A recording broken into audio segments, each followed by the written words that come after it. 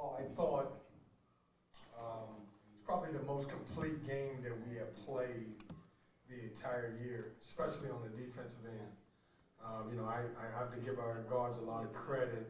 I thought we did a good job picking them up, forcing them into turnovers, and we worked the last couple of days. We didn't like how we finished the Clemson game. We didn't like the game at all, and we thought that we kind of got off tough.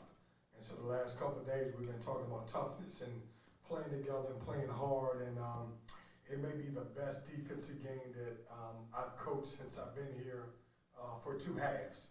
I thought we played on both ends, and we talked about at halftime, we had the big lead by 22, and we talked about winning the half. Like I didn't want it to be a game where, they made runs. I thought we came out in the second half and played entirely like we played in the first half, and then you look at guys, our two guards were really good. And Jarkel Joyner with 9 assists and no turnovers. I thought, Tequavion hit some big shots, and the new crowd favorite, DJ Burns, was really good. So, questions? Kevin, was there a point in the first 5 or 6 minutes where you're kind of looking out there, even to yourself in the moment, like, man, is this really happening?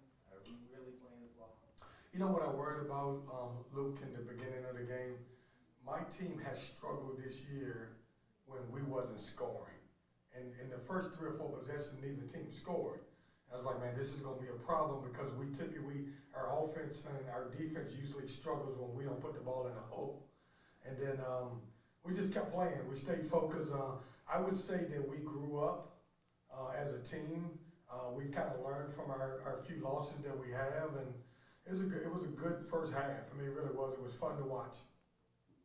How important was the rebounding tonight, especially against a much taller big team? Looks like you guys really balanced. Yeah, I thought we did a good job. What we talked about in the scouting report was Ryan Young has been tremendous. Like, he's done a great job rebounding the ball. I think between him and Armando Baycott, they're the 2 best offensive rebounding guys in our league. And so we focused on, hey, we got to rebound as a team. With Jack out and Dusan out, that was our 2 leading rebounders, so we had to find some guys, and I thought we had to do it by committee. Obviously, several close games so far this season. We get Kansas, Miami, but what did it mean to break through in this one and get a big quad 1 win? Well, it's defending home court is going to be huge. When you look around the ACC, anybody, I feel like on any given day, anybody can beat anybody. I said this the other day, it's no longer the way you look at basketball games now. It's 31 games, and every team has a quad associated with it. I remember back in the day, and I was one, Joe would say something about it. I always said, if you were 10-10 in the ACC, you were getting in. It's not like that now. You have to get quad 1 wins, quad 2 wins, and we talked about that. Here's an opportunity on your home floor. You got a quad 1 team coming in. No matter what the name is, you got to do a good job and you got to win the game, and that's what happened. Well, they're talking about expanding the tournament to 90 now, so. I think it should be 120.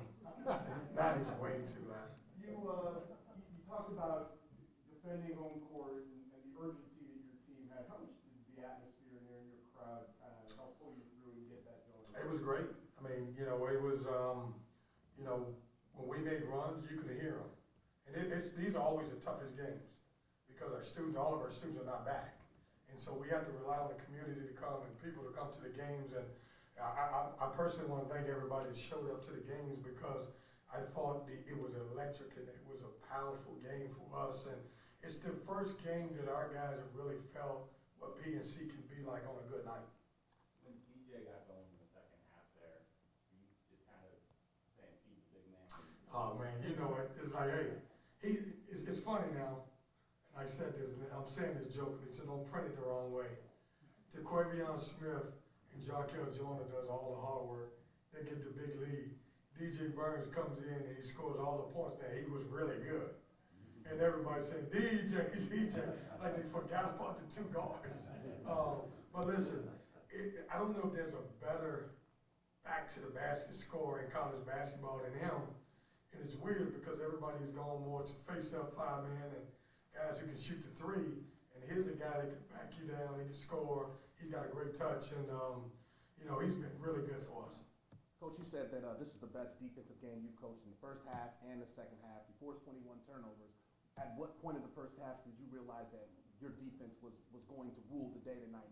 Whatever you planned was going to work for the full 40 minutes. I think the first 4 minutes I felt like we were locked in. Now, could we sustain that? I didn't know that. We all week, well, not all week, the last couple of days, we really concentrated on defending.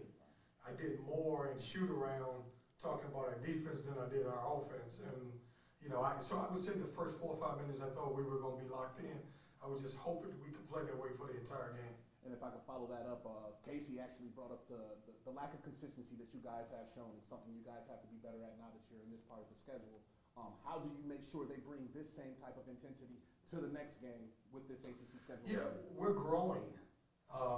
We've got an elite guard that came back, and I've added some new pieces. And I know because they transfers, everybody think that we should gel right away. But we're still growing.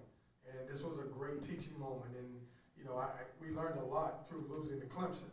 But I would rather learn a lot through winning a game against Duke by 24. And so we're growing. We're gonna continue to get better. And, I never liked the next man up mentality. I know people say that all the time. When you lose Dusan and you lose Jack, it completely changes our team. The other guys are good players, but they do it in a different way. And so I give credit to Ernest and give credit to Greg Gann, who I know people were surprised to see him out there, but he played today and it was good. Surprised there was no court storm from security was successful stopping the students who were here? No, I'm not surprised because I kind of want that. Like look, Duke and Carolina and the good teams in Virginia, they're all in our same league. And we got to get to the point when we win those games, it's not like our Super Bowl. And so I'm excited that I was hoping that nobody stormed the floor. And it happened that way. So it's a good win. Are you saying the joiner plays that you think kind of make this baseball moment again? I knew, I'm still learning Jarkel Joyner. And he and I, it was funny because yesterday before practice, I set those two guys down. And I said, we're going to be as good as you guys are. And you guys can't be average. When I looked at, I think against Clemson, they were 7 for 31. I was like, that's not good enough. I give you a lot of offensive freedom. You guys have to be better as a group. And I thought they stepped up today. So, we're going to go as far as they take us. Son and Miranda and Clark out, but your guys were the ones blocking shots when Duke would take the ball to the rack. Is that surprising when you look at that? No, EB DeWan block shots. We're still trying to figure out now with Jack out. And we didn't know Jack was going to be out. Jack, if you guys look at the end of the Clemson game, it's almost like he fell on a wet spot. And we got an MRI on him, and we don't know how long he's going to be out. But that was a big concern because I had to figure out right away who was going to take those minutes. If we wasn't playing against Duke, I probably would have started L.J. Thomas and kind of went with 4 guards. But we needed size because obviously they're starting 2 7-footers. Hey, Happy New Year's, everyone. Happy New Year's,